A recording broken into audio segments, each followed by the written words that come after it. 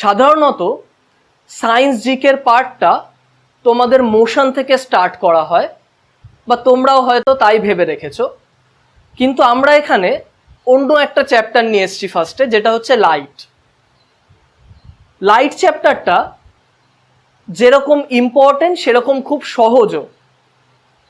তাই জন্য আমরা যাতে আমাদের সিলেবাসের পড়াটা কঠিনভাবে না করে খুব সহজভাবে একটা সূচনা করতে পারি, তাই জন্যই এই চ্যাপ্টারটা ফার্স্টে করা। প্রথমে বলে রাখি যে কোনো চ্যাপ্টার, যে কোনো টপিক যখন আমরা করব, আমরা কিন্তু একেবারে বেস থেকে স্টার্ট করব, যাতে কোনো স্টুডেন্ট যদি আগের পড়া ভুলে গিয়ে থাকে তাদের যাতে বিষয়গুলোকে আবার বুঝে নিতে কোনো রকম সমস্যা না হয়। তাই আমি যখনই কোনো টপিক পড়াবো, আমি কিন্তু এটা মনে করে নেবো যে তোমরা ফার্স্ট বার পড়ছো এটা, ঠিক আছে? আমি সেভাবেই পড়াবো। তোমরাও আশা করি একটু বেশি সময় লাগলেও সেই সময়টা দিয়ে নিজেরাও টপিকগুলো ভালো করে বোঝার চেষ্টা করবে, যাতে একবার যখন চ্যাপ্টারটা হয়ে যাবে তখন তোমাদের কোনো রকম ডাউট না থাকে তোমাদের কোশ্চেন নিয়ে। তো আমরা ফার্স্টে লাইটের রিফ্লেকশন পার্টটা স্টার্ট করছি। লাইটের রিফ্লেকশন কি?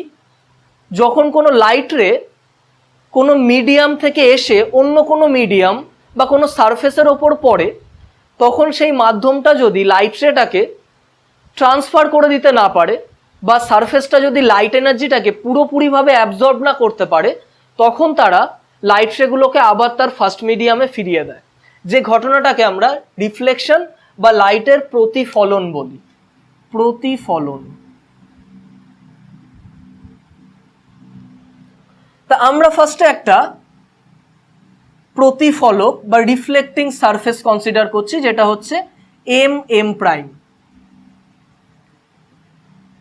রিফ্লেক্টিং সারফেসের ওপর একটা লাইট রে ইনসিডেন্ট করেছে, যে লাইট এটাকে আমরা বলবো ইনসিডেন্ট রে বা আপতিত রশ্মি।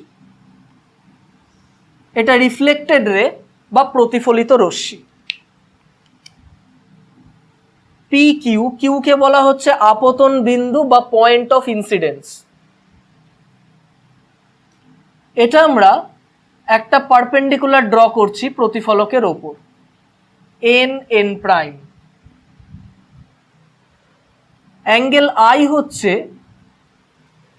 আপতন কোণ বা অ্যাঙ্গেল অফ ইনসিডেন্স, অ্যাঙ্গেল আর হচ্ছে প্রতিফলন কোণ বা অ্যাঙ্গেল অফ রিফ্লেকশন। এখন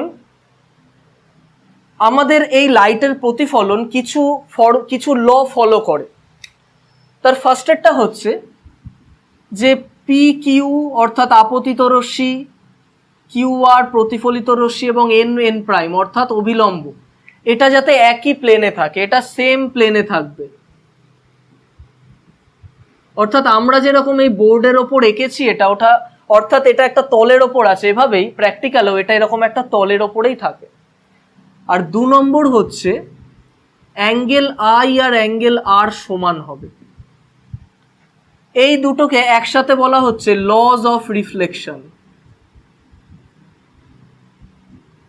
বা আলোর প্রতিফলনের সূত্র। আলোর প্রতিফলন রিফ্লেকশন মূলত 2 ধরনের হয়। 1 নম্বর হচ্ছে বা পয়েন্ট এ, রেগুলার রিফ্লেকশন বা নিয়মিত প্রতিফলন। রেগুলার রিফ্লেকশন বা নিয়মিত।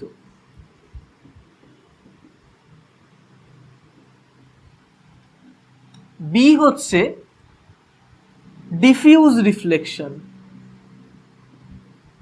বা অনিয়মিত বা বিক্ষিপ্ত। নিয়মিত প্রতিফলনের ক্ষেত্রে নিয়মিত প্রতিফলনের যদি কথা বলি আমরা, নিয়মিত প্রতিফলনে যে প্রতিফলক থাকে সেটা খুব মসৃণ হয়, যে কারণে কতগুলো যদি সমান্তরাল আলোক রশ্মি এসে পড়ে প্রতিফলকের ওপর, তাহলে প্রতিফলিত আলোক রশ্মিগুলো সমান্তরাল হবে। তাহলে রেগুলার রিফ্লেকশন আমরা লিখতে পারবো ফার্স্ট পয়েন্ট যে মসৃণ প্রতিফলক হবে।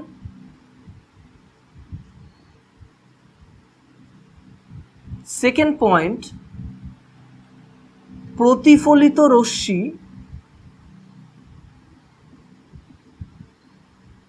সমান্তরাল হবে।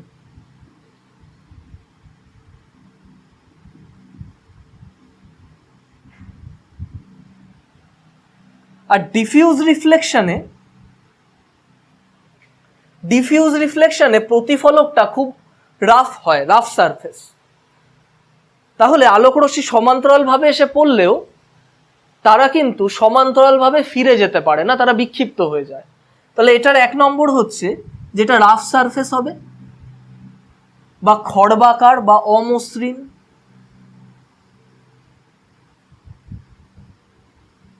2 নম্বর হচ্ছে যে প্রতিফলিত রশ্মি সমান্তরাল হবে না। প্রতিফলিত রশ্মি পরস্পর সমান্তরাল নয়।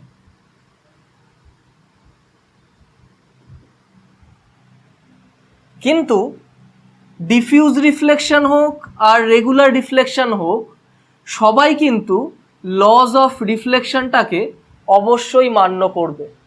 রেগুলার আর ডিফিউজ দুজনেই কিন্তু লজ অফ রিফ্লেকশনকে অবশ্যই মান্য করবে।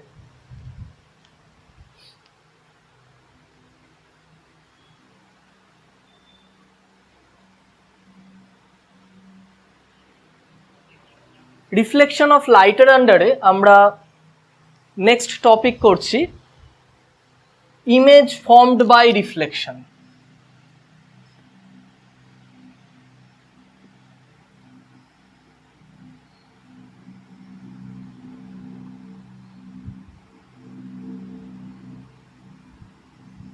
লাইটের রিফ্লেকশনের প্রতিফলনের জন্য প্রতিবিম্ব তৈরি হয়।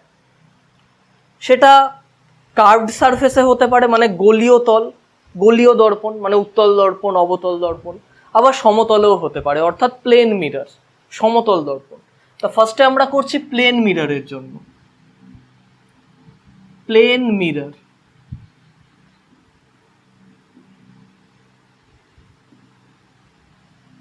ইমেজ 2 প্রকারের হয়। একটা হচ্ছে ভার্চুয়াল, অর্থাৎ অসৎ প্রতিবিম্ব, আর একটা হচ্ছে রিয়েল, অর্থাৎ সৎ প্রতিবিম্ব।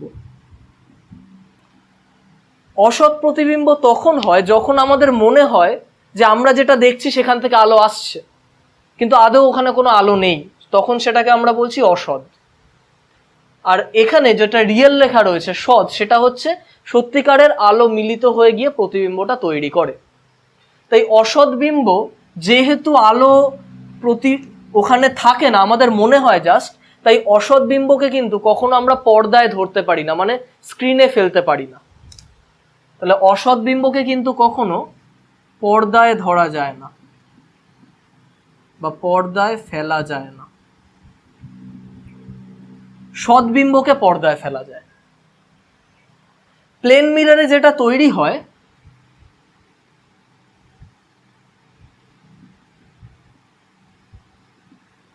এখানে যদি কোনো বস্তু থাকে মিররের সামনে, এখানে লাইটটা গিয়ে আবার ফিরে আসবে, এখানে একটা লাইট যাচ্ছে এরকম ফিরে আসবে, এখানে আরেকটা লাইট যাচ্ছে এরকম ফিরে আসবে। কিন্তু এখান থেকে যে দেখবে লাইটগুলো, তার মনে হবে স্ট্রেট এই পয়েন্ট থেকেই লাইটটা আসছে। তাহলে আমাদের মনে হচ্ছে যে আয়নার পেছন দিক থেকে লাইট আসছে, কিন্তু আদৌ ওরকম কিছু নেই। তখন এই পি প্রাইমটাকে বলা হচ্ছে পি এর প্রতিবিম্ব। আর এটা কিরকম হবে? নিশ্চয়ই ভার্চুয়াল, অসৎ। তাহলে প্লেন মিররে প্রতিবিম্বের প্রথম পয়েন্টটা আমরা পাচ্ছি যেটা ভার্চুয়াল হবে, অর্থাৎ অসৎ প্রতিবিম্ব হবে। সেকেন্ড পয়েন্ট কি? সেম সাইজ হবে।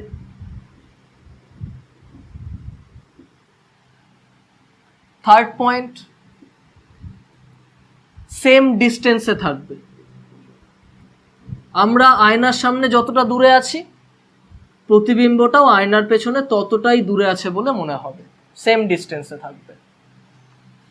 আচ্ছা, আর 4 নম্বর যেটা, সেটা হচ্ছে পার্শ্ব পরিবর্তন ঘটবে।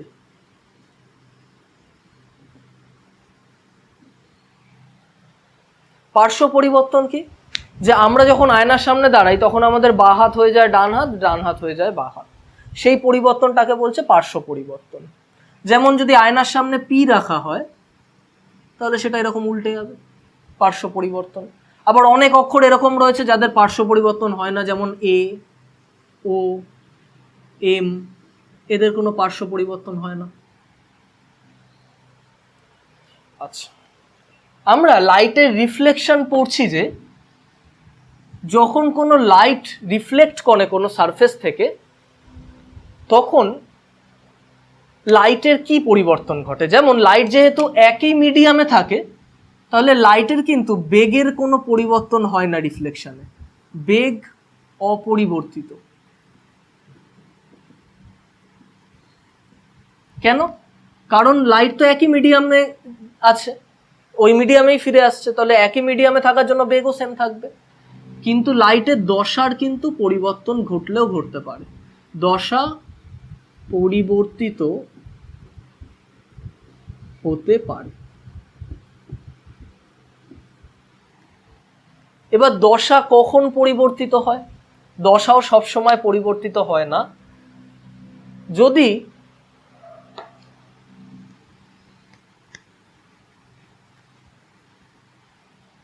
লাইট রে ঘন মাধ্যম থেকে লঘু মাধ্যমে যায় তখন রিফ্লেকশনে দশার পরিবর্তন হয় না।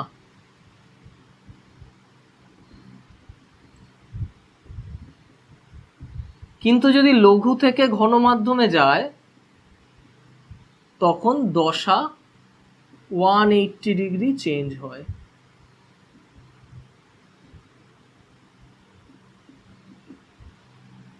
ঠিক আছে, 180 ডিগ্রি মানে পুরো বিপরীত দশা হয়ে যাবে। আচ্ছা, এখন ধরো কোনো একটার বদলে দুটো প্লেন মিরর যদি থাকে,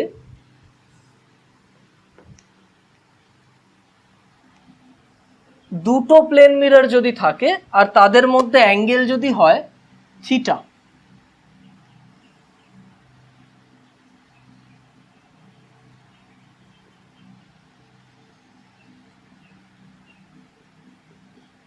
দুটো প্লেন মিরর তার মধ্যে অ্যাঙ্গেল থিটা, এখানে একটা বস্তু রাখা হয়েছে, তাহলে এখানে মাল্টিপল রিফ্লেকশন হবে, মানে অনেকবার রিফ্লেক্ট করবে লাইটটা।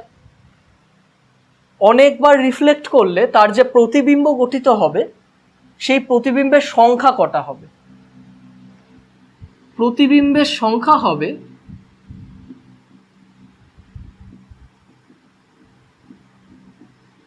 n ইকুয়ালস টু, n যদি আমি প্রতিবিম্বের সংখ্যা ভাবি, n equals to 360 by theta minus 1।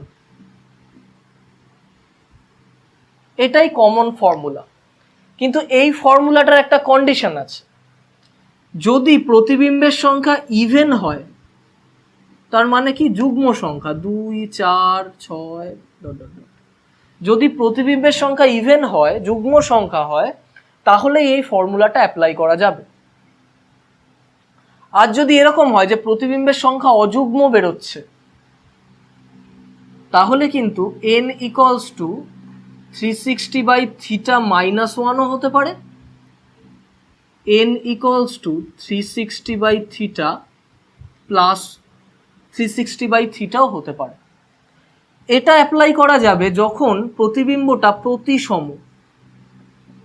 প্রতিসমভাবে রাখা রয়েছে, অর্থাৎ দুদিক থেকে সেম। আর যদি বস্তুকে অপ্রতিসমভাবে রাখা থাকে, মানে এক একটা আয়নার কাছে এক এক রকম অপ্রতিসম, তখন আমরা এই ফর্মুলাটা অ্যাপ্লাই করব। তাহলে দুটো আয়নার মধ্যে অ্যাঙ্গেল যদি থিটা হয় তাহলে প্রতিবিম্বের সংখ্যা হবে n equals to 360 by theta minus 1 যখন n এর মান ইভেন। আর যদি অড মান হয়, অর্থাৎ অযুগ্ম সংখ্যা যদি হয়, তাহলে n এর মান 360 বাই থিটা মাইনাস 1 হতে পারে প্রতিসম বস্তুর ক্ষেত্রে, 360 বাই থিটা হতে পারে অপ্রতিসম বস্তুর ক্ষেত্রে। তাহলে প্লেন মিরর সম্পর্কে এই বিষয়গুলো আমাদের একটু মাথায় রাখতে হবে।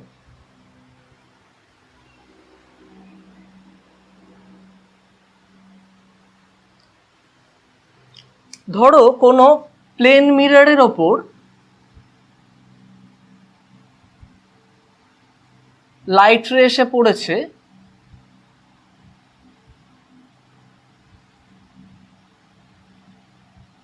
আই অ্যাঙ্গেলে, অ্যাঙ্গেল অফ ইনসিডেন্স এটা হচ্ছে আর, আর আর আই সমান হবে।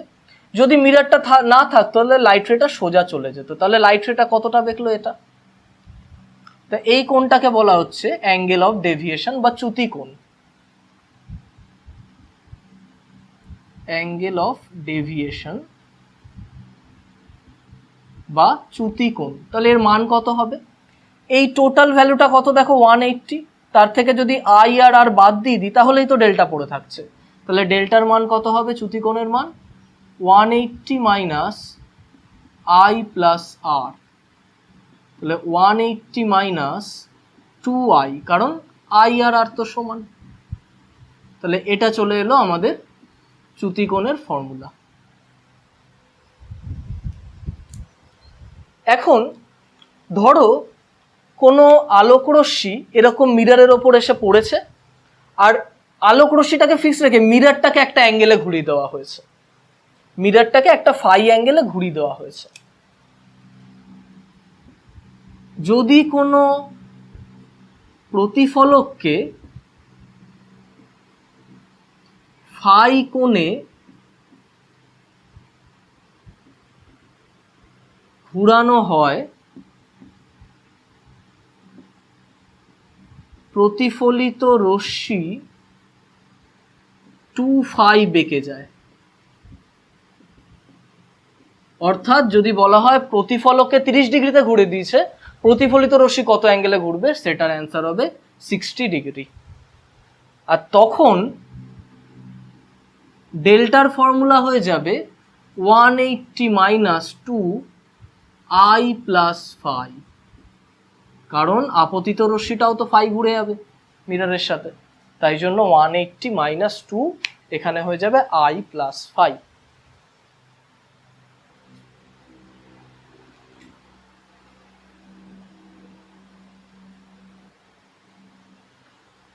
আলোর প্রতিফলনে যে প্রতিবিম্ব গঠিত হয় তার আন্ডারে আমরা একটা পয়েন্ট পড়লাম প্লেন মিররের জন্য। এবার আমরা পড়ব কার্ভড সারফেসের জন্য। কার্ভড সারফেস, আমরা কার্ভড মিররকে দু রকম বলছি, একটা হচ্ছে কনকেভ সারফেস, একটা কনভেক্স সারফেস। একটা হচ্ছে কনকেভ সারফেস বা কনকেভ মিরর অর্থাৎ অবতল দর্পণ, আরেকটা হচ্ছে কনভেক্স মিরর বা উত্তল দর্পণ।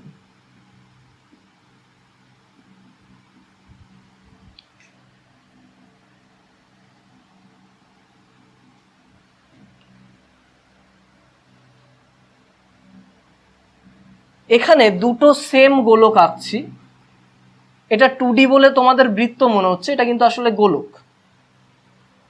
এটাও একটা কোনো বড় গোলকের অংশ, এটাও একটা গোলকের অংশ। এই গোলকগুলোর যেটা কেন্দ্র নাম দিচ্ছি C1, এখানে নাম দিচ্ছি C2। ইমেজ ফর্মড বাই রিফ্লেকশনের আন্ডারে আমরা প্লেন মিররের জন্য পার্টটা পড়লাম। এবার আমরা পড়ব কার্ভড সারফেসের জন্য অর্থাৎ স্ফেরিক্যাল মিররের জন্য।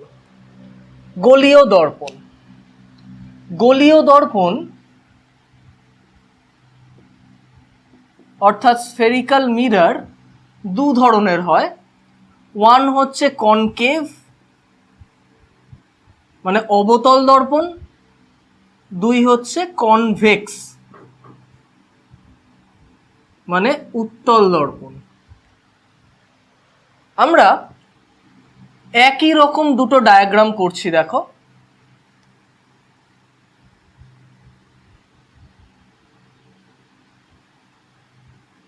এটা 2D বলে বৃত্ত লাগছে, আসলে এটা একটা গোলক। এটাও সেম কেস, এটাও 2D বলে বৃত্ত লাগছে, আসলে এটাও একটা গোলক। তাহলে যখন কোনো সারফেসের বাইরের দিকটা প্রলেপ দেওয়া থাকে আর ভেতরের দিকটা রিফ্লেক্ট করতে সক্ষম হয়, তখন সেটাকে আমরা বলছি কনকেভ বা অবতল। আর যখন ভেতরের দিকটা প্রলেপ থাকে, বাইরের দিকটা রিফ্লেক্ট করতে সম্ভব হয়, তখন সেটাকে আমরা বলছি কনভেক্স মানে উত্তল।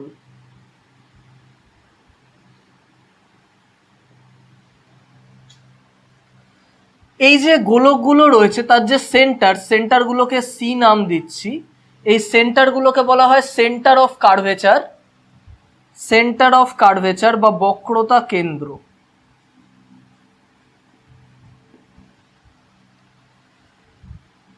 এই পি পয়েন্ট বা ও পয়েন্ট দিয়ে দিচ্ছি, এগুলো হচ্ছে পোল বা মেরু। সি থেকে ও এর যে দূরত্বটা সেটাকে বলা হয় বক্রতা ব্যাসার্ধ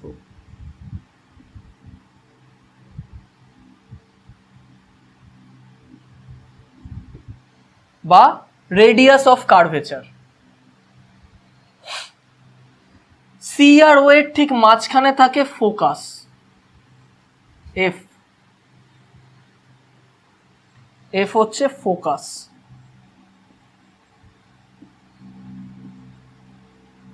এফ থেকে ও এর দূরত্বকে বলা হয় ফোকাস দূরত্ব।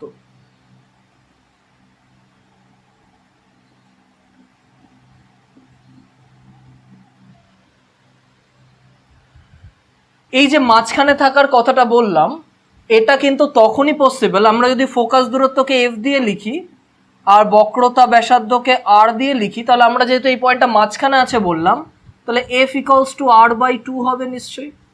কিন্তু এই জিনিসটা তখনই পসিবল যখন আমরা ধরে নেব যে দর্পণটা ক্ষুদ্র উন্মেষযুক্ত।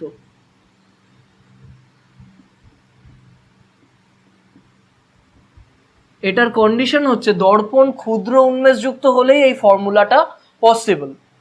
তাহলে ক্ষুদ্র উন্মেষ কাকে বলে?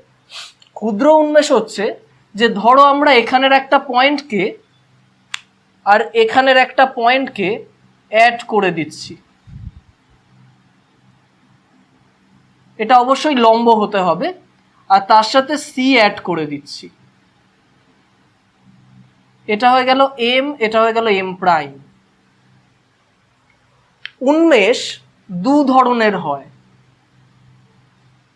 একটা রৈখিক, একটা কৌণিক।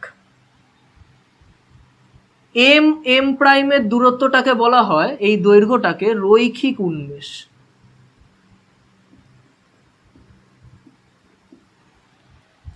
আর এই যে অ্যাঙ্গেলটা এম সি এম প্রাইম, এটাকে বলা হয় কৌণিক উন্মেষ। তাহলে উন্মেষ ক্ষুদ্র মানে এই মানগুলোকে খুব ছোট হতে হবে, তাহলেই এই ফর্মুলাটা আমরা অ্যাপ্লাই করতে পারবো। ফোকাসে প্রধান অক্ষ মানে এই অক্ষটা সমান্তরাল আলোক রশ্মি এসে মিলিত হয়। যদি আমি উত্তলের ক্ষেত্রে সেটা আঁকি, তাহলে এই যে দুটো সমান্তরাল আলোক রশ্মি, এটা ফোকাসে এসে মিলিত হবার কথা, কিন্তু দর্পণের পেছনে তো আলোক রশ্মি আসতে পারবে না, তাই তারা এখান থেকে এইভাবে বেরিয়ে যায়, কিন্তু ফোকাসটাকে কেন্দ্র করেই বেরোবে। কিন্তু ধরো যদি আলোক রশ্মি প্রধান অক্ষের সাথে সমান্তরাল না হয়, আলোক রশ্মি যদি প্রধান অক্ষের সাথে সমান্তরাল না হয়, তাহলে তো আর ফোকাসের বিষয়টা আসছে না এখানে।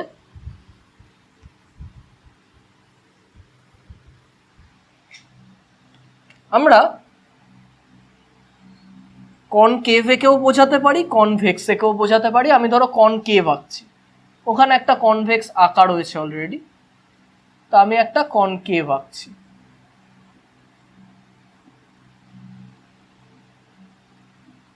তাহলে এটা হচ্ছে সি পয়েন্ট, এটা হচ্ছে এফ পয়েন্ট, এটা ও।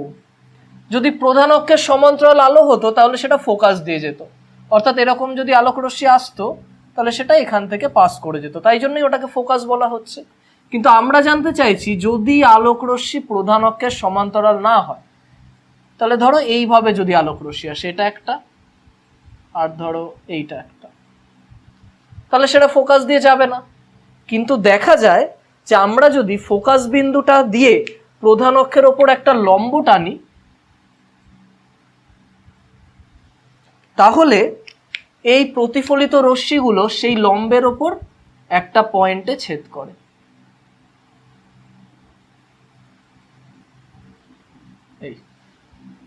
এই ফোকাসটাকে তখন বলা হয়, এই বিন্দুটাকে গৌণ ফোকাস।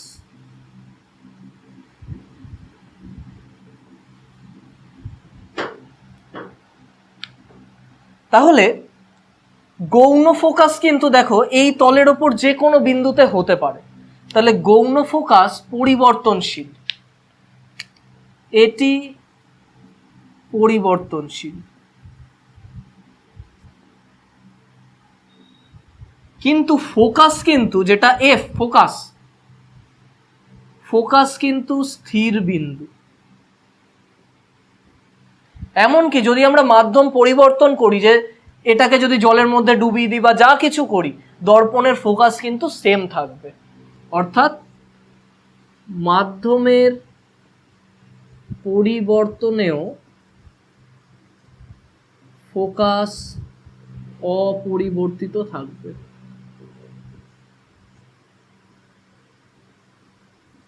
ঠিক আছে? আচ্ছা, আর এই যে তলটা আঁকলাম যার ওপর গৌণ ফোকাস যে কোনো বিন্দুতে হতে পারে, এই তলটাকে আমরা নাম দিচ্ছি ফোকাস তল। তাহলে দেখো ফোকাস তল যেহেতু ফোকাসের ওপর লম্বভাবে অবস্থিত প্রধান অক্ষে, তাহলে ফোকাস তলের দূরত্বও কিন্তু দর্পণ থেকে সবসময় সেম থাকবে। তাহলে দর্পণ থেকে এর দূরত্ব কিন্তু নির্দিষ্ট।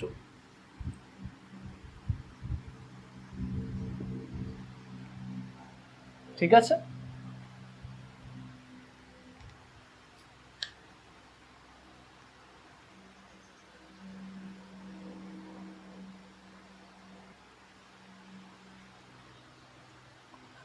এবার আমাদের জানতে হবে আলোর প্রতিফলনে উত্তল আর অবতল দর্পণ কিরূপ প্রতিবিম্ব তৈরি করে।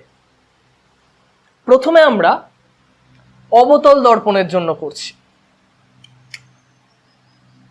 অবতল দর্পণের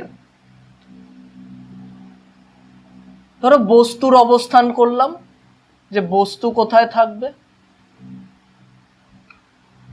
প্রতিবিম্বের অবস্থান,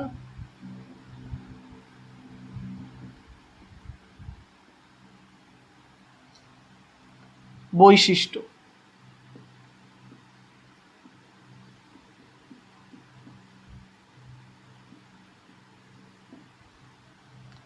প্রথমে ধরো আমরা নিচ্ছি যে অবতল দর্পণে, এটা আমরা অবতল দর্পণের জন্য করছি অর্থাৎ কনকেভ, যে অবতল দর্পণের অসীম দূরত্বে কোনো বস্তু আছে। সবসময় খেয়াল রাখবে অসীম দূরত্ব থেকে আসা আলোক রশ্মি কিন্তু সমান্তরাল হয়। এবার আমাদের পড়তে হবে অবতল আর উত্তল দর্পণের কোথায় বস্তু রাখা হলে কিরূপ প্রতিবিম্ব তৈরি হয়।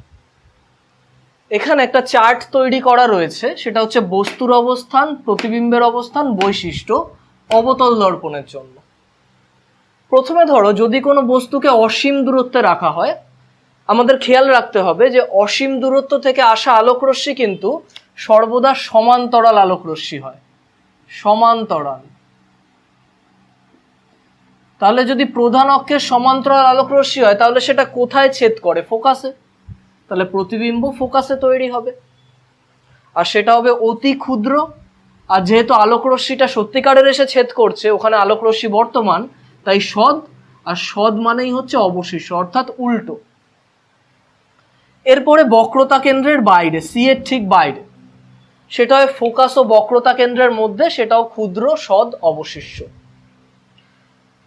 এই যে পয়েন্টটা বক্রতা কেন্দ্রে, বক্রতা কেন্দ্রে যখন আমরা কোনো বস্তুকে রাখবো, তখন বক্রতা কেন্দ্রেই তার প্রতিবিম্ব তৈরি হবে, আর সেটা সমান আকারের হবে। ঠিক আছে? আর সদ অবশিষ্য, কারণ আলোক রশ্মি মিলিত হচ্ছে। দর্পণের পেছনে হলে একমাত্র অসদ হয়। সেই অসদটা এখানে হচ্ছে যখন ফোকাস আর মেরুর মধ্যে রাখা হবে তখন দর্পণের পেছনে তৈরি হবে, আর সেটা তখন হয়ে যাবে অসদ। আর অসদ মানেই সমশিষ্য।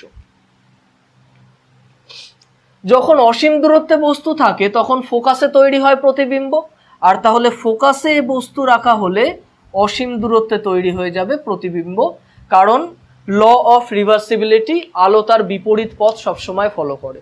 তাই অসীমে রাখলে ফোকাসে, ফোকাসে রাখলে অসীমে। তা এটা ছিল হচ্ছে অবতল দর্পণের জন্য বস্তুর অবস্থান, প্রতিবিম্বের অবস্থান আর তার বৈশিষ্ট্য।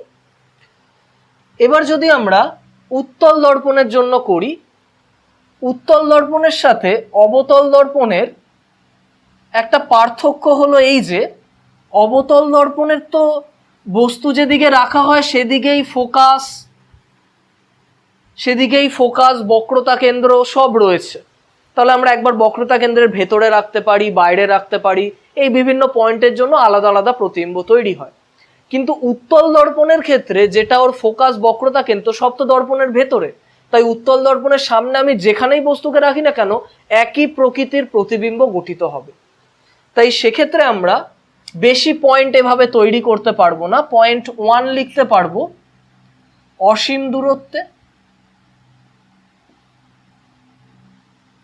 তাহলে প্রতিবিম্বের অবস্থান হবে একইভাবে ফোকাস, কিন্তু সেটা সদ হবে না, সেটা হবে অসদ, কারণ ফোকাস তো এক্ষেত্রে দর্পণের পেছনে, তার মানে পেছনে যখন তৈরি হচ্ছে পেছনে নিশ্চয়ই লাইট নেই, ওটা আমাদের মনে হচ্ছে, তাই অসদ। অসদ মানেই সমশিষ্য। আর এখানে প্রতিবিম্ব হবে বিন্দু আকৃতি, অতি ক্ষুদ্র। আর 2 নম্বর হচ্ছে দর্পণের সামনে, এটা কোনো পার্টিকুলার অবস্থান করা যাবে না, জাস্ট সামনে। তাহলে সেটা হয়ে যাবে প্রতিবিম্বের অবস্থান ফোকাস ও মেরুর মধ্যে, আর সেটা হবে অসদ, সমশীর্ষ, ক্ষুদ্র। তাহলে এই গেল উত্তল আর অবতল দর্পণে প্রতিবিম্বের অবস্থানগুলো। এখান থেকে আরেকটা টার্ম আমাদের জানা দরকার, যেটাকে আমরা বলছি লিনিয়ার ম্যাগনিফিকেশন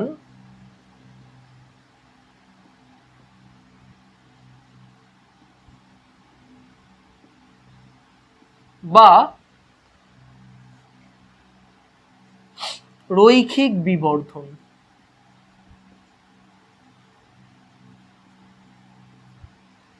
রৈখিক বিবর্ধন m = হয় প্রতিবিম্বের আকার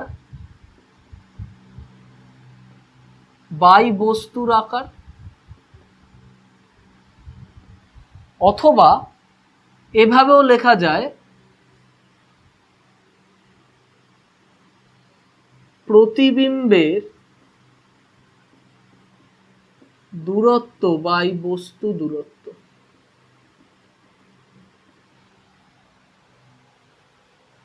তাহলে এক্ষেত্রে কিন্তু আমরা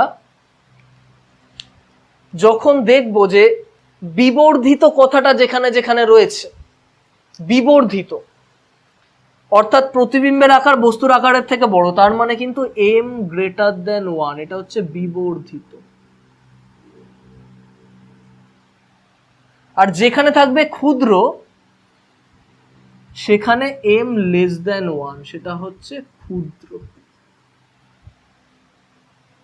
তাহলে দেখো অবতল, এটা আমরা উত্তলের জন্য লিখলাম এখন বৈশিষ্ট্য আর প্রতিবিম্বগুলো।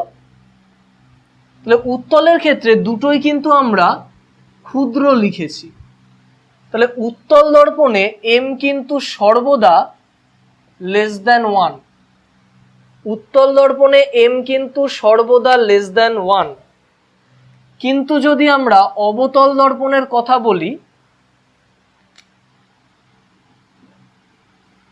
অবতল দর্পণে কনকেভে m <1 হয়, m < 1 হয়, m = 1 হয়।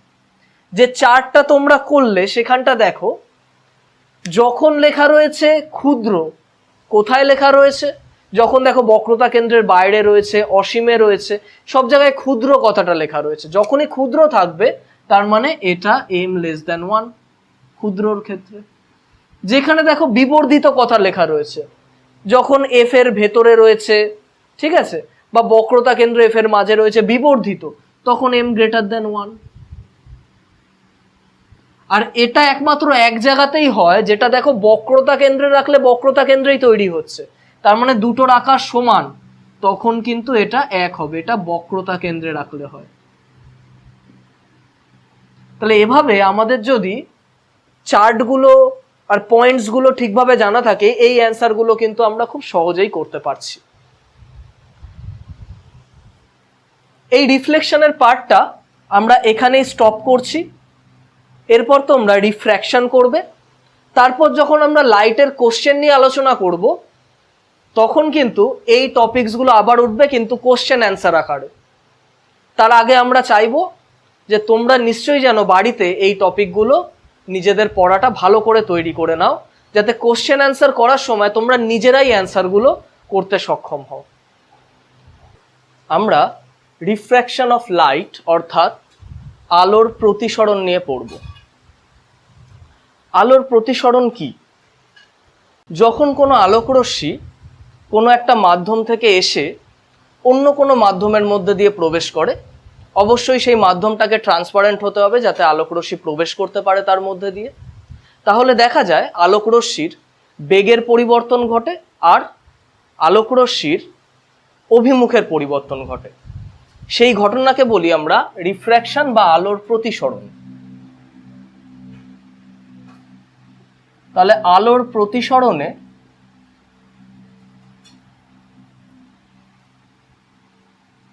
আলোকরশ্মির বেগের পরিবর্তন হয়,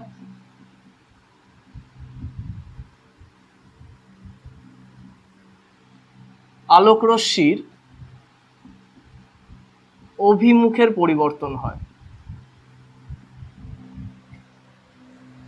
এখন অভিমুখের পরিবর্তনের থেকে বেগের পরিবর্তনটা বেশি সঠিক।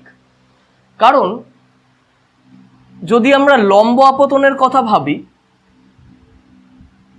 ধরো আলোকরশ্মি এরকম লম্বভাবে পড়ছে, এটা দুটো আলাদা মাধ্যম,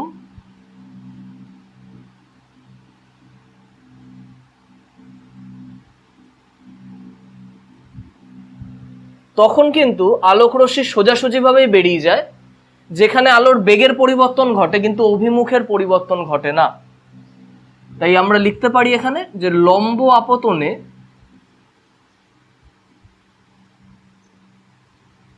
আলোর বেগের পরিবর্তন হয়, অভিমুখের পরিবর্তন হয় না। তাহলে এটা পরিবর্তনের কথা বললাম। তবে স্থির কি থাকে? আমরা জানি যে আলোর বেগ ইকুয়ালস টু হয় কম্পাঙ্ক, অর্থাৎ এক সেকেন্ডে কোনো তরঙ্গ যতবার পূর্ণভাবে কম্পিত হচ্ছে ইন্টু তরঙ্গ দৈর্ঘ্য। তরঙ্গ দৈর্ঘ্য অর্থাৎ একটা পূর্ণ কম্পনের জন্য রশ্মিটা কত দূর যাচ্ছে, তরঙ্গটা একটা পূর্ণ কম্পনে তরঙ্গ কত দূর যাচ্ছে। আলোর বেগ আমরা ভি দিয়ে লিখি, কম্পাঙ্ক এন, আর তরঙ্গ দৈর্ঘ্য হয় ল্যামডা। আলোর প্রতিসরণে বেগের পরিবর্তন ঘটে কারণ তরঙ্গ দৈর্ঘ্যের পরিবর্তন ঘটে। তাহলে আমরা লিখতে পারবো প্রতিসরণে আলোর তরঙ্গ দৈর্ঘ্যের পরিবর্তন হয়।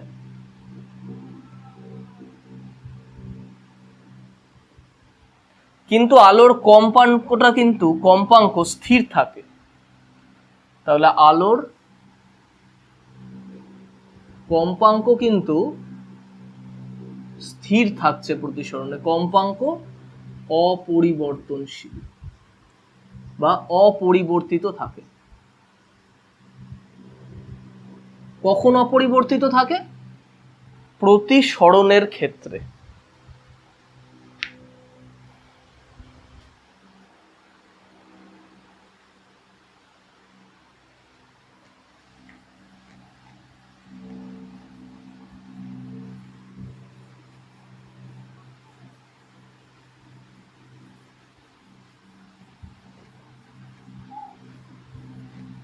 আচ্ছা, এবার আমরা পড়ব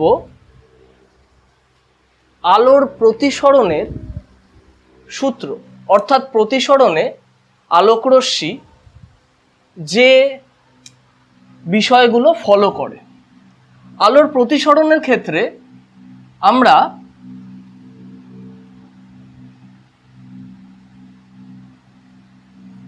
দুটো আলাদা মাধ্যম ধরে নিচ্ছি, এ মিডিয়াম,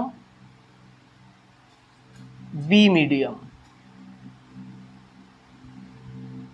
ধরে নিচ্ছি এ মিডিয়ামটা বি মিডিয়ামের থেকে লঘু অর্থাৎ রেয়ার মিডিয়াম, আর বি মিডিয়াম এ মিডিয়ামের থেকে ঘন অর্থাৎ ডেন্সার মিডিয়াম।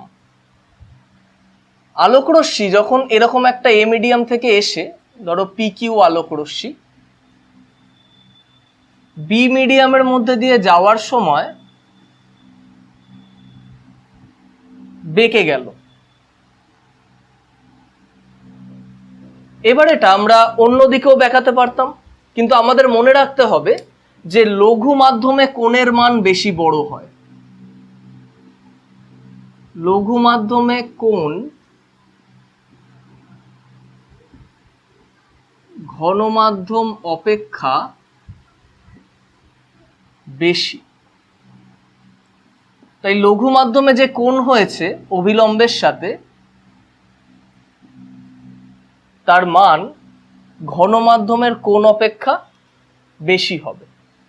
তাহলে এটা আই, এটা আর। অ্যাঙ্গেল আই হচ্ছে এখানে আপতন কোণ or angle of incidence, angle R equals to প্রতিসরণ কোণ অর্থাৎ angle of refraction।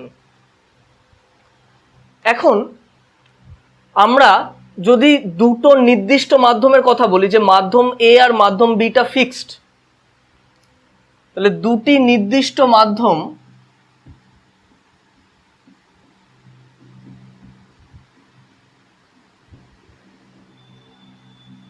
R point B হচ্ছে, যদি নির্দিষ্ট তরঙ্গ দৈর্ঘ্যের আলোর কথা বলি, যে আলোটা আমরা এখানে ফেলছি, যে আলোটা এ মিডিয়াম থেকে বি মিডিয়ামে আসছে, সেটা যদি ফিক্সড হয়, তাহলে নির্দিষ্ট তরঙ্গ দৈর্ঘ্যের আলোক রশ্মি।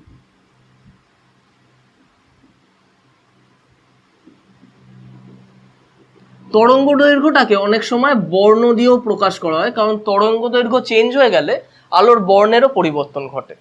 তাই নির্দিষ্ট তরঙ্গ দৈর্ঘ্য বা নির্দিষ্ট বর্ণের আলোক রশ্মির ক্ষেত্রে আমরা যদি আলোক রশ্মিটাকে বিভিন্ন অ্যাঙ্গেলে ইনসিডেন্স করি, মানে ধরো আলোক রশ্মিটা এইভাবে রয়েছে, সেই অ্যাঙ্গেলটাকে আমি বাড়িয়ে দিলাম বা অ্যাঙ্গেলটাকে কমিয়ে দিচ্ছি, অর্থাৎ আই এর মানটা চেঞ্জ হচ্ছে।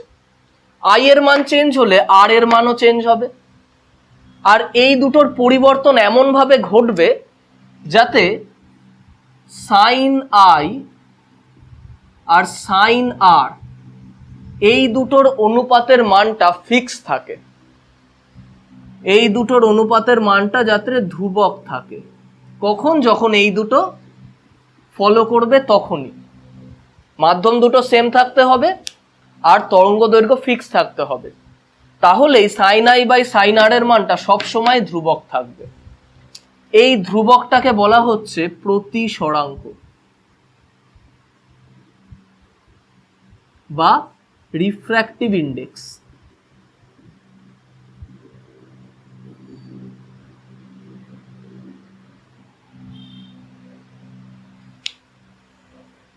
আর এই সূত্রটা যেটা,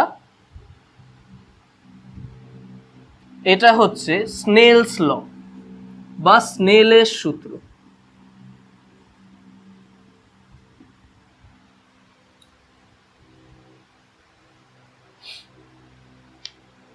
তাহলে স্নেলের সূত্র কখন খাটবে সেটা আমরা বুঝে গেলাম, কিন্তু স্নেলের সূত্র কখন মানবে না কোনো আলোকরশ্মি।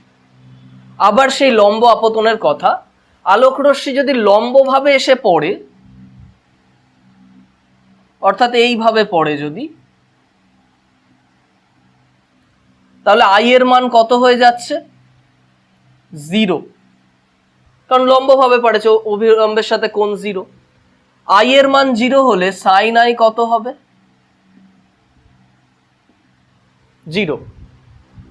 সাইন আই 0 হলে প্রতিসরাঙ্ক কত হবে? 0/something 0, তাহলে প্রতিসরাঙ্ক 0। থিওরিটিক্যালি এটা আসছে, কিন্তু প্রতিসরাঙ্ক নট ইকুয়ালস টু 0। কোনো মাধ্যমের প্রতিসরাঙ্ক কখনোই 0 হতে পারে না। তাই জন্য লম্ব আপতনের ক্ষেত্রে কিন্তু স্নেলের সূত্র প্রযোজ্য নয়। তাহলে লম্ব আপতনে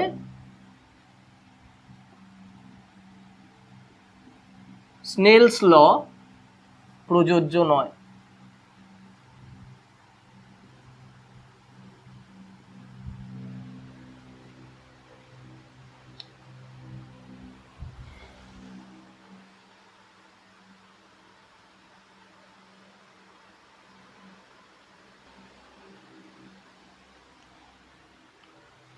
আমরা প্রতিসরাঙ্কের কথা বললাম, এখন প্রতিসরাঙ্কের মান কিন্তু কেবলমাত্র সাইন আই বাই সাইন আর এটার সাথেই সমান হয় না।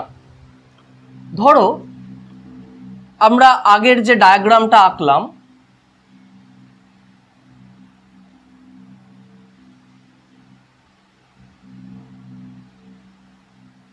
সেখানে এ মিডিয়ামে লাইটের ভেলোসিটি ধরছি সিএ, এ মিডিয়ামের মধ্যে দিয়ে লাইট সিএ বেগে যায়।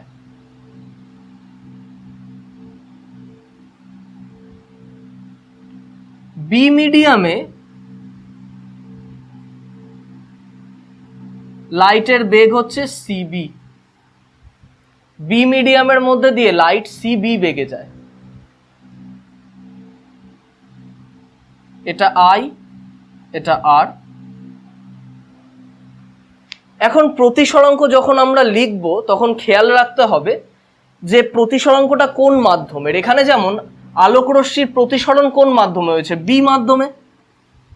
তাহলে প্রতিসরণ কিন্তু এখানে বি মাধ্যমের।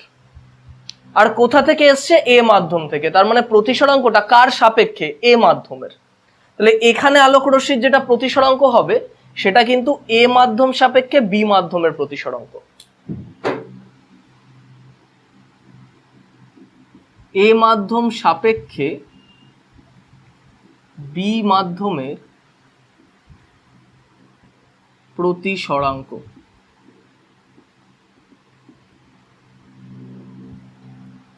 এ মাধ্যম সাপেক্ষে বি মাধ্যমের প্রতিসরাঙ্ক হবে এ মিউ বি।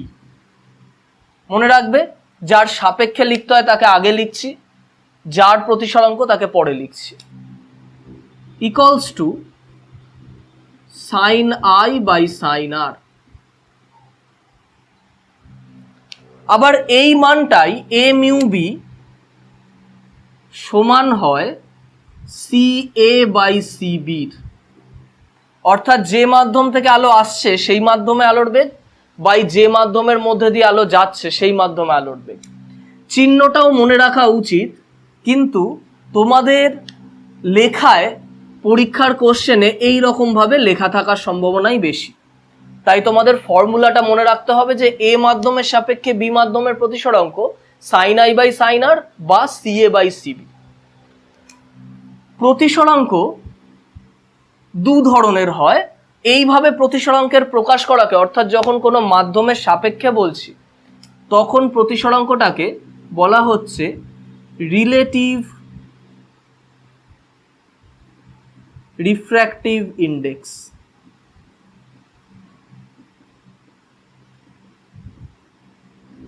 অর্থাৎ আপেক্ষিক প্রতিসরাঙ্ক।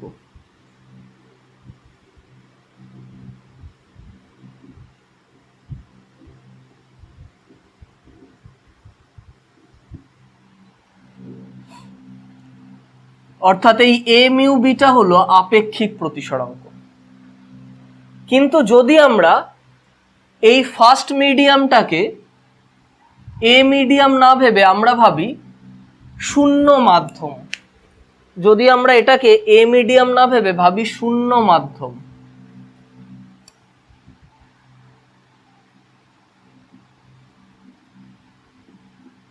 বা বায়ু মাধ্যম, বায়ু মাধ্যমে আলোর বেগ সি এর মান হয় 3 × 10⁸ মিটার পার সেকেন্ড। তাহলে যদি আমরা শূন্য মাধ্যমে ভাবি তখন বি মাধ্যমের প্রতিসরাঙ্ক কার সাপেক্ষে হবে? শূন্য মাধ্যমের সাপেক্ষে। এভাবে শূন্য মাধ্যমের সাপেক্ষে কোনো মাধ্যমের প্রতিসরাঙ্ক লেখাকে অ্যাবসলিউট রিফ্র্যাক্টিভ ইন্ডেক্স বলা হয়। Absolute refractive index.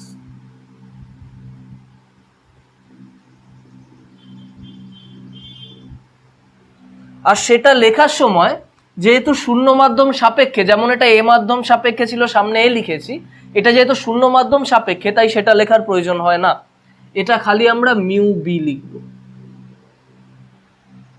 আর তার মান কত হবে? আগে সি এ থেকে সিবি ছিল, সি এ বাই সিবি ছিল, এবার হবে C by C B, C by C B.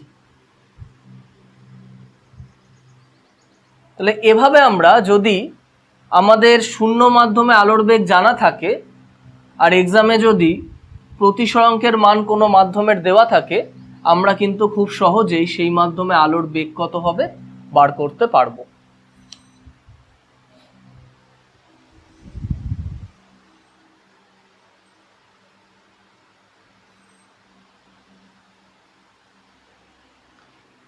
তাহলে আলোর প্রতিসরাঙ্ক সম্পর্কে, মাধ্যমের প্রতিসরাঙ্ক সম্পর্কে আমাদের কিছু কথা জেনে রাখা উচিত। রিফ্র্যাক্টিভ ইন্ডেক্স,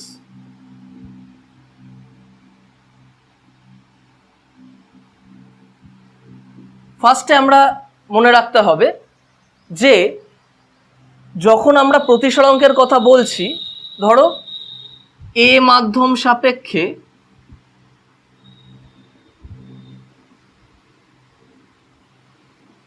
বি মাধ্যমের প্রতিসরাঙ্ক, সেটা যদি হয় A mu B equals to C A by C B, তাহলে বি মাধ্যম সাপেক্ষে এ মাধ্যমের প্রতিসরাঙ্ক হবে নিশ্চয়ই B mu A C B by C A.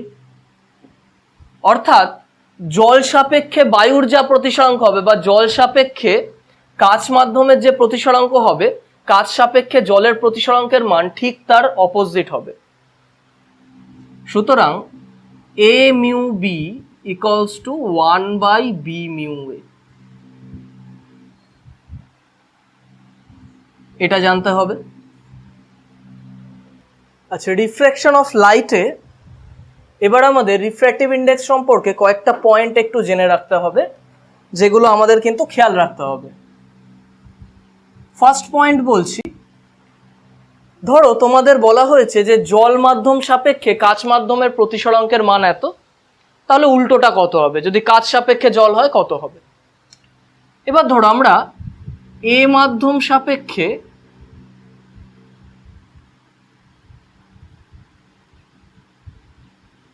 B মাধ্যমের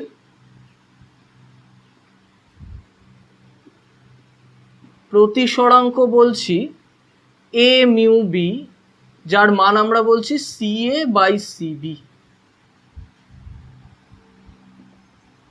বি মাধ্যম সাপেক্ষে এ মাধ্যমের প্রতিসরাঙ্ক কত হবে? বি মিউ এ, যার মান হবে সিবি বাই সি এ।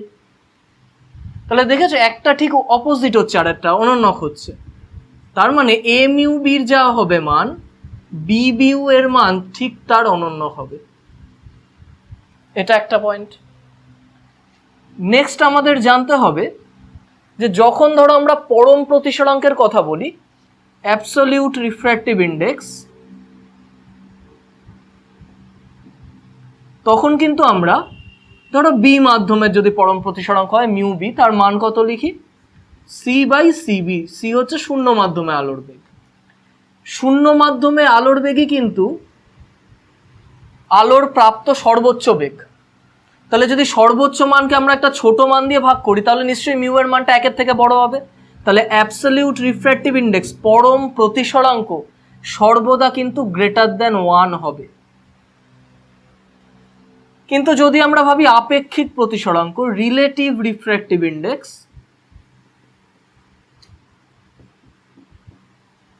তাহলে তার মান কিন্তু গ্রেটার দ্যান 1ও হতে পারে, লেস দ্যান 1ও হতে পারে।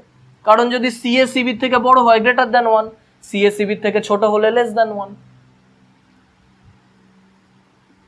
যদি আমরা শূন্য মাধ্যমের বার করতে চাই পরম প্রতিসরাঙ্কের মান, তাহলে ফর্মুলা অনুযায়ী ওপরে তো শূন্য মাধ্যমে আলোর বেগ আছেই, আর যে মাধ্যমের পরম প্রতিসরাঙ্ক বার করতে হবে সে মাধ্যমে আলোর বেগটা নিচে লিখতে হবে। তাহলে সি বাই সি কেটে গিয়ে 1 হয়ে যাবে। তাহলে আমরা সেখান থেকে বুঝতে পারবো শূন্য মাধ্যমে আলোর বেগ হবে ইকুয়ালস টু 1।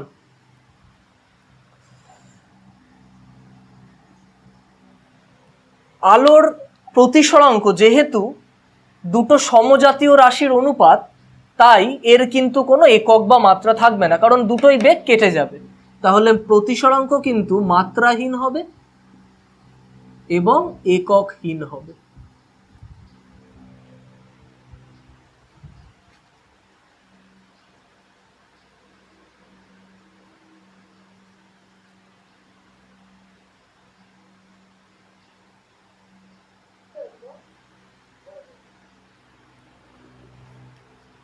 রিফ্র্যাক্টিভ ইন্ডেক্সের পর আমরা নেক্সট পয়েন্ট করছি রিফ্র্যাকশন থ্রো এ প্যারালেল গ্লাস স্ল্যাব। গ্লাস মানে এখানে যে কোনো ট্রান্সপারেন্ট মিডিয়ামই হতে পারে।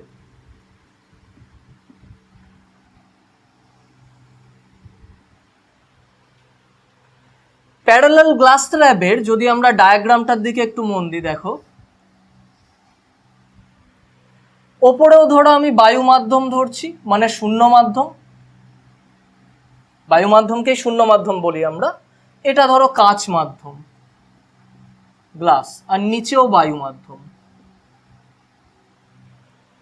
তাহলে আলোকরশ্মি কি হবে যখন বায়ু থেকে কাছে এসে পড়ছে, অর্থাৎ লঘু থেকে ঘন মাধ্যমে এসে পড়ছে।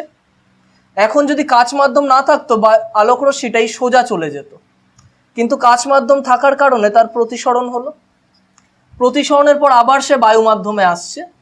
তা সেক্ষেত্রে দেখা যাবে যে নির্গত রশ্মি যেটা, সেটা আপতিত রশ্মির সাথে প্যারালাল হচ্ছে, এই দুটো লাইন প্যারালাল। কিন্তু রশ্মিটা কিছুটা সাইডে সরে গেছে, এতটা সাইডে সরে গেছে কিন্তু প্যারালাল আছে। তাহলে প্যারালাল যদি থাকে তার মানে আলোকরশ্মির কিন্তু কোনো চ্যুতি হচ্ছে না, আলোকরশ্মি বেঁকে যাচ্ছে না। তাহলে এক্ষেত্রে আমরা লিখতে পারবো যে কাঁচ স্ল্যাবে আলোর প্রতিসরণে আলোকরশ্মির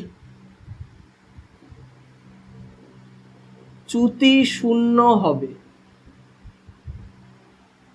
কোনো সরে যাবে না আলোকরশ্মি। 2 নম্বর আমরা লিখতে পারছি যে আলোকরশ্মির পার্শ্ব সরণ হবে।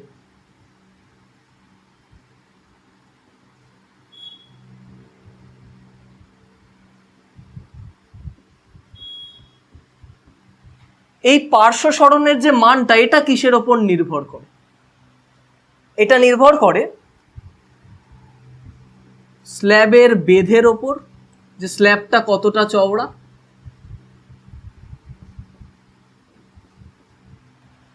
স্ল্যাবের যে উপাদান রয়েছে, যেমন এখানে কাঁচ লিখেছি, এটার প্রতিসরাঙ্কের ওপর,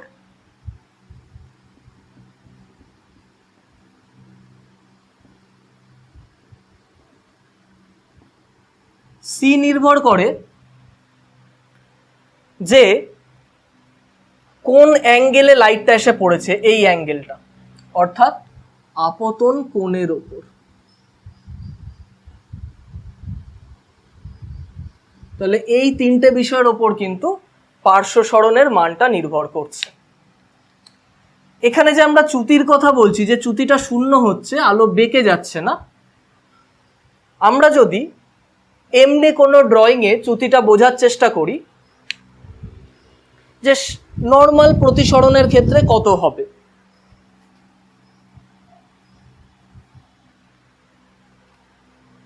তাহলে প্রথমে একটা ড্রয়িং করছি যেটা লঘু থেকে ঘন মাধ্যমে আসছে। এটাকে লঘু মাধ্যম ধরছি, এটা ঘন মাধ্যম। তাহলে আলোকরশ্মি যদি এইভাবে যাওয়ার কথা থাকে, তাহলে ঘন মাধ্যমে এলে ওটা কাছে সরে আসবে, তার মানে এই অ্যাঙ্গেলটা আই, এই অ্যাঙ্গেলটা আর। তাহলে চ্যুতি কতটা হলো, 16 কতটা, এই পুরো অ্যাঙ্গেলটা আই হলে এই পুরো অ্যাঙ্গেলটা ওয়াই, আর বাদ দিলে এই পরিমাণ সরে গেছে, তাহলে এই সরে গেছে যতটা চ্যুতি কোণ, তার মান হবে আই মাইনাস আর। আবার যদি উল্টোটা হতো, যে ঘন মাধ্যম থেকে যদি লঘু মাধ্যমে আসতো আলোকরশ্মি, দূরে সরে যেত, এই অ্যাঙ্গেলটা আই হলে এই অ্যাঙ্গেলটাও আই, এই পুরোটা আর, তাহলে সেক্ষেত্রে কিন্তু এই যতটা সরে গেল এই ডেল্টার মান হতো আর মাইনাস আই। তাহলে প্রতিসরণের ক্ষেত্রে চ্যুতি কোণ যেটা, সেটার মান আই মাইনাস আরও হতে পারে, আর মাইনাস আইও হতে পারে। তোমরা খেয়াল রাখবে যেটা বড় তার থেকে ছোটটা বাদ দিতে হবে, আর বড় কোন দিকে হয়, বড় লঘু মাধ্যমের দিকে হয়, ঠিক আছে?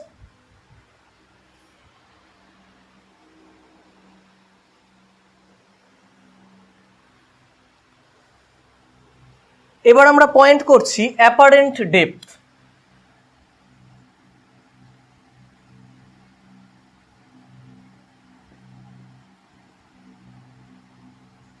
অর্থাৎ আপাত গভীরতা।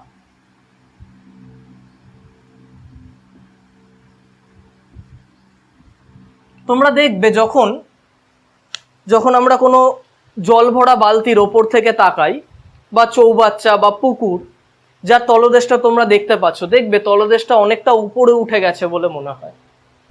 সেক্ষেত্রে আমরা যতটা গভীরতা মনে করি সেটাকে বলা হয় আপাত গভীরতা। এই আপাত গভীরতা যদি আমরা এইচ প্রাইম দিয়ে লিখি,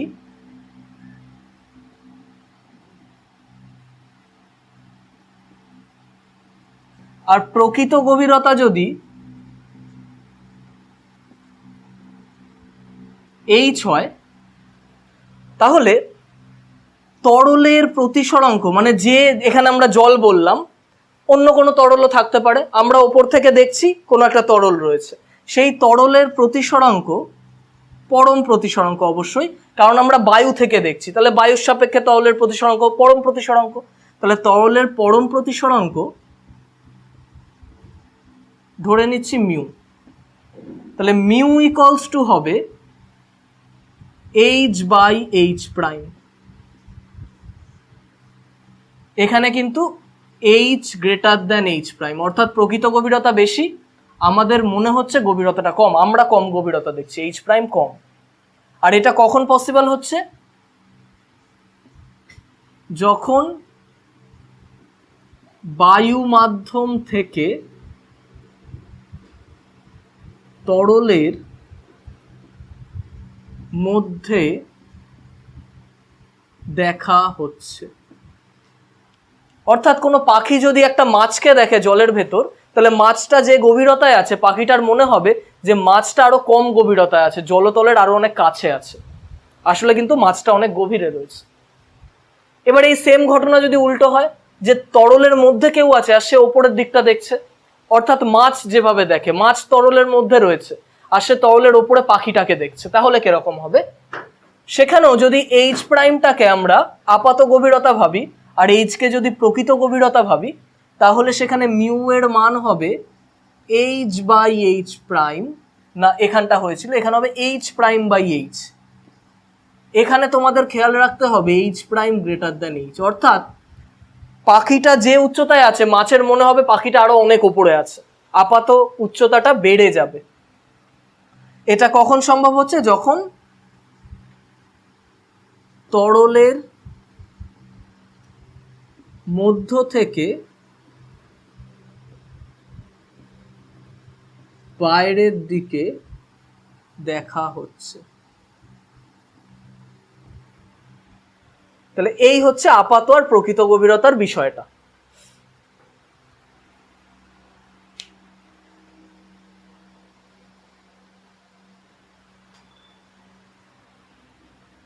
এর পরের টপিক আমরা লিখছি ক্রিটিক্যাল অ্যাঙ্গেল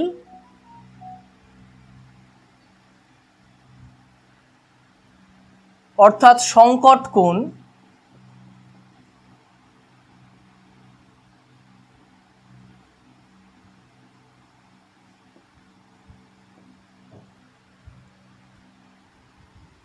আলোকরশ্মি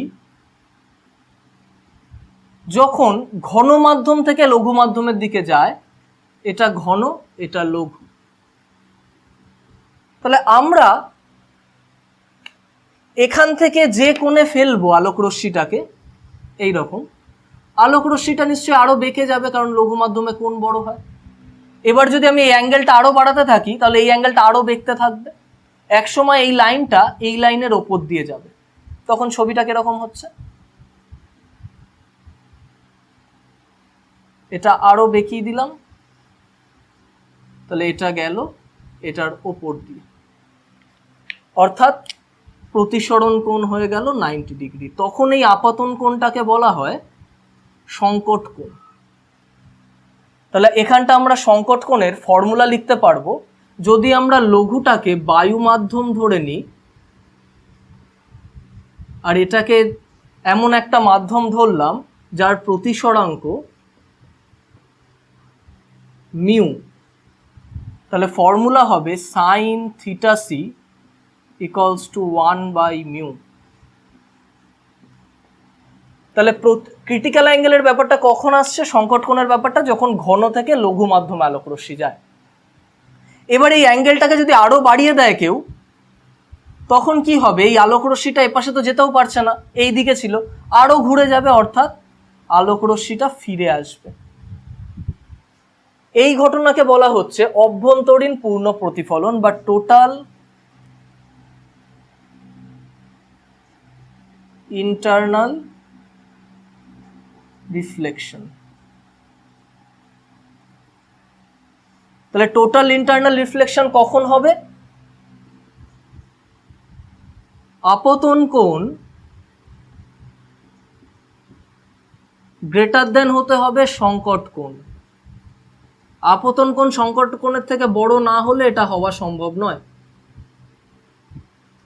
আর কখন হতে হবে, আলোকরশ্মিকে অবশ্যই ঘন থেকেই লঘু মাধ্যমে যেতে হবে, নাহলে তো এই বিষয়টা হবেই না। তাহলে আলোকরশ্মিকে ঘন মাধ্যম থেকে কিন্তু লঘু মাধ্যমে যেতে হবে।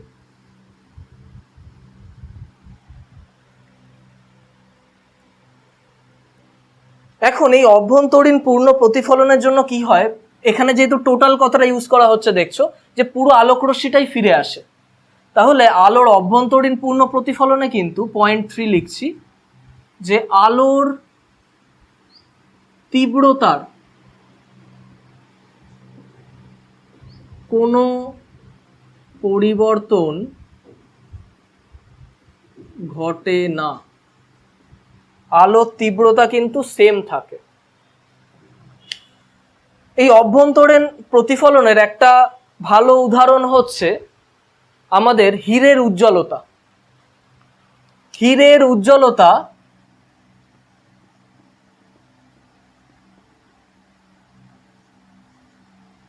অভ্যন্তরীণ পূর্ণ প্রতিফলনেরই উদাহরণ, কারণ হীরেতে যে আলোকরশ্মিটা প্রবেশ করে সেটা অভ্যন্তরীণ পূর্ণ প্রতিফলনের কারণে আর বেরিয়ে আসতে পারে না, পুরোটাই থেকে যায়, তাই জন্য হীরে অত বেশি উজ্জ্বল দেখায়। আর যদি আমরা উদাহরণ দিই, প্রাকৃতিক উদাহরণ, সেটা মরীচিকা হবে।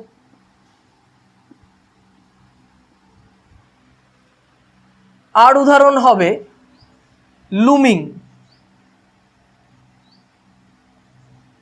লুমিংও কিন্তু এক ধরনের মরীচিকা, এটা দেখা যায় গ্রীষ্ম প্রধান দেশে। যেখানে ভূমির উষ্ণতা বেশি, আর এটা দেখা যায় শীত প্রধান দেশে, যেখানে ভূমির উষ্ণতা উপরের তুলনায় কম। মরীচিকায় কি হয়, কোন একটা গাছ রয়েছে, সেই গাছের একটা প্রতিবিম্ব তৈরি হচ্ছে নিচের দিকে, যেটাকে আমরা জল ভাবছি। আর লুমিংয়ে হয় নিচের কোনো বস্তুর প্রতিবিম্ব ওপরের দিকে। যেমন ধরো সমুদ্রপৃষ্ঠে যদি একটা জাহাজ থাকে, আমরা জাহাজটাকে জাহাজের ওপরে দেখতে পারবো, আমাদের মনে হবে আকাশে ভাসছে জাহাজটা, তো সেটাকে বলা হচ্ছে লুমিং। তা এই গেল হচ্ছে অভ্যন্তরীণ পূর্ণ প্রতিফলনের কিছু প্রাকৃতিক উদাহরণ। আমরা যদি রিফ্র্যাকশনের কিছু উদাহরণের দিকে মন দিই, যদি রিফ্র্যাকশনের কিছু উদাহরণ জানতে চাই, রিফ্র্যাকশনের উদাহরণ দিতে গেলে আমরা 1 নম্বর বলতে পারি সূর্যোদয়ের কিছু পূর্বে সূর্য দেখা। আমরা সকালবেলা একদম ভোরবেলা সূর্যোদয়ের সময় যে সূর্যটা দেখি, সেটা কিন্তু আসলে সূর্যের প্রতিবিম্ব। সূর্য তখনও হরাইজন্টাল লাইনের ওপরে আসেনি, তাহলে সেটা কিন্তু রিফ্র্যাকশনের জন্য হয়। 2 নম্বর, সূর্যাস্তের পর সূর্য দেখা। সূর্যাস্তের সময়ও আমরা যে সূর্যটা দেখি সেটাও কিন্তু প্রতিবিম্ব, যা রিফ্র্যাকশনের কারণেই তৈরি হয়।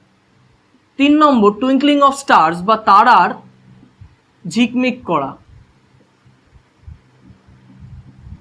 আমাদের তারার দিকে, যে কোনো তারার দিকে স্থিরভাবে তাকিয়ে থাকলে বুঝতে পারবে তাদের উজ্জ্বলতা ক্রমাগত পরিবর্তিত হচ্ছে, তো সেটাও কিন্তু হয় রিফ্র্যাকশনের জন্য। 4 নম্বর হচ্ছে কিছুটা তরলে নিমজ্জিত দণ্ডের বেঁকে যাওয়া। যে তরলে কোনো দণ্ড নিমজ্জিত করে যদি আমরা রেখে দিই, আমাদের মনে হবে যে ওপরের লাইনের সাথে নিচের লাইনটা আলাদা হয়ে গেছে, বেঁকে গেছে। তো এই সব জিনিসগুলো কিন্তু রিফ্র্যাকশনের জন্য হয়। আচ্ছা, রিফ্র্যাকশনের এই টপিকটা আজকে আমরা এই পর্যন্তই রাখছি, এরপরে আমরা লেন্স থেকে স্টার্ট করব। তো তার আগে নিশ্চয়ই তোমরা এই টপিকগুলো ভালোভাবে পড়ে নেবে, খাতায় নোট করেছো যেটা সেটা দেখে নেবে, মুখস্থ করে নেবে, মনে রাখার চেষ্টা করবে, যাতে বারবার পরে আবার পড়তে না হয়। যেটা একবার পড়ছো ওটা মনে রাখার চেষ্টা করবে, যাতে লাইটের পরের পার্টটুকু যখন পড়বে তখন এটার সাথে যাতে রিলেট করতে পারো। তো পরের দিন পড়া শুরু করার আগে এটা কমপ্লিট করে রাখবে। আমরা পরের দিন আবার লেন্স থেকে এখান থেকে স্টার্ট করব পরের ক্লাসে।